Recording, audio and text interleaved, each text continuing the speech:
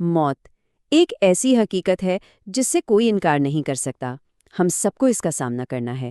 تو آج آئیے اس سفر کے سب سے پہلے پڑاؤ پر بات کرتے ہیں، قبر کی پہلی رات۔ یہ ایک ایسا سفر ہے جو ایمان اور اللہ کی رحمت کے گرد گھومتا ہے۔ ایک لمحے کے لیے سوچیں، آج رات ایک شخص اپنے نرم بستر پر اپنے گھر میں سکون سے سو رہا ہے، اور پھر ٹھیک اگلی رات وہی شخص اپنی قبر میں ہے۔ صرف 24 گھنٹے کا فرق، یہ خیال ہی انسان کو اندر تک ہلا دیتا ہے نا؟ اس جگہ پر وہاں صرف اور صرف تنہائی ہوگی۔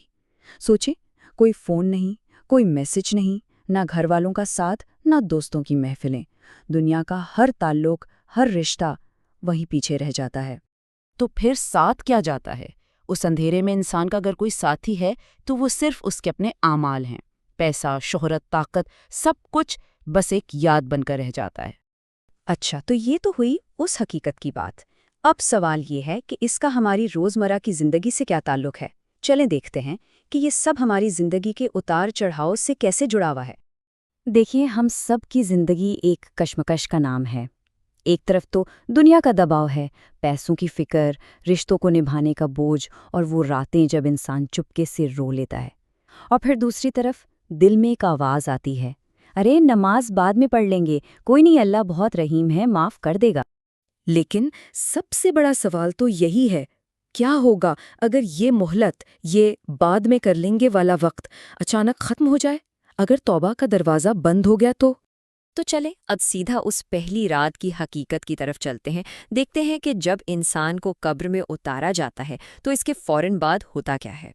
ہمارے پیارے نبی حضرت محمد صلی اللہ علیہ وسلم نے فرمایا تھا، اور کتنی گہری بات فرمائی، کہ قبر یا تو جنت کے باغوں میں سے ایک باغ ہے یا پھر جہنم کے گڑھوں میں سے ایک گڑھا۔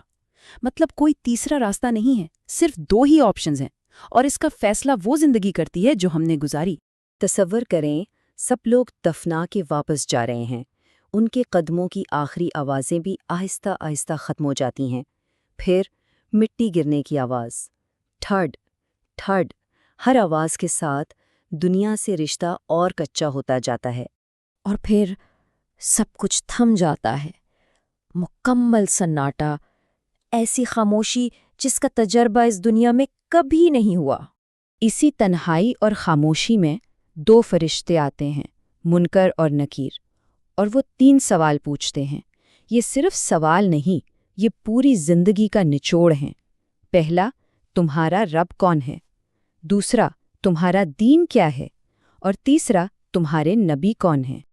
اور یہاں ایک بہت اہم بات ہے، ان سوالوں کے جواب رٹے نہیں جا سکتے۔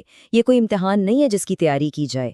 زبان سے وہی نکلے گا جس پر دل نے پوری زندگی یقین کیا ہو، جو سچائی اندر بسی ہوگی وہی باہر آئے گی۔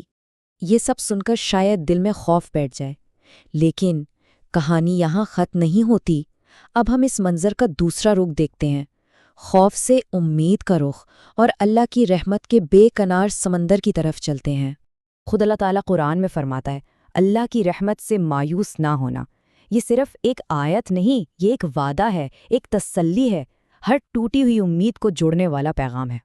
یاد رکھیں، اگر زندگی میں کبھی بھی، کسی ایک لمحے میں بھی اللہ کے سامنے شرمندگی کا ایک سچا آنسو نکلا ہونا، تو وہ آنسو ضائع نہیں جاتا۔ قبر اس ایک آنسو کی قیمت کو پہچانے گی۔ کوئی بھی سچی توبہ رائیگاں نہیں جاتی۔ یہ ایک سیدھا سادہ اصول ہے، اگر دل زندہ ہے تو رحمت بھی زندہ ہے۔ مطلب جب تک دل میں ایمان کی رمق باقی ہے، ندامت کی ایک چھوٹی سی چنگاری بھی ہے، تب تک رحمت کا دروازہ کھلا ہے، ہمیشہ کھلا ہے۔ تو ٹھیک ہے، امید کی بات تو ہو گئی، لیکن اب سوال یہ ہے کہ اس امید کو حقیقت کیسے بنایا جائے؟ اس روشنی کی طرف بڑھنے کے لیے ہم عملی طور پر کیا کر سکتے ہیں؟ چلیں 3 بہت آسان قدم دیکھتے ہیں۔ یہ 3 کام ہیں، بہت چھوٹے لیکن ان کا اثر بہت گہرا ہے۔ پہلا قدم، ہر رات سونے سے پہلے بس ایک لمحے کے لیے سچے دل سے اللہ سے دن بھر کی کوتاہیوں کی معافی مانگ لیں۔ دوسرا، روزانہ صرف 2 رکعت نفل نماز خاص طور پر اس نیت سے پڑھیں کہ یا اللہ یہ میری قبر کی روشنی کا سبب بنے۔ اور تیسرا اور بہت اہم، ایک دعا ہے جسے اپنی زندگی کا معمول بنا لیں، اور وہ دعا ہے اللہم انی اعوذ بک من عذاب القبر۔ اس کا مطلب ہے اے اللہ میں قبر کے عذاب سے تیری پناہ میں آتا ہوں۔ یہ الفاظ صرف الفاظ نہیں، یہ قبر کے اندھیرے کے خلاف ایک مضبوط ڈھال ہے۔ تو ہاں یہ سچ ہے کہ قبر میں اندھیرا ہے، لیکن ایک اس سے بھی بڑی سچائی ہے، اور وہ یہ کہ اللہ کی رحمت اس اندھیرے سے کہیں کہیں زیادہ روشن ہے۔ اور جب یہ یقین دل میں ہو تو ہر خوف چھوٹا پڑ جاتا ہے۔ تو آخر میں بس ایک سوال رہ جاتا ہے، آج رات اپنے آنے والے کل کو روشن کرنے کے لیے وہ پہلا ایک قدم کون سا ہوگا جو کوئی بھی شخص اٹھا سکتا ہے؟